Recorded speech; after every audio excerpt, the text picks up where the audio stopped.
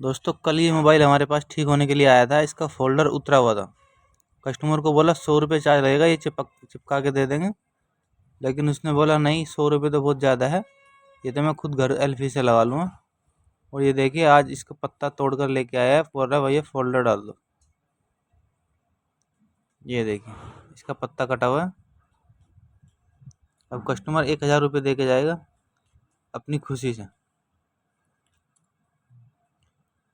ये देखो ये बिल्कुल डेड हो चुका है, इसमें डिस्प्ले कोई वर्क नहीं कर रही है।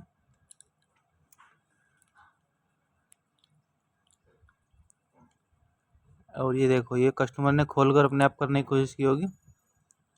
चलिए दिखाते हैं इसको, इसका फोल्डर चेंज करते हैं।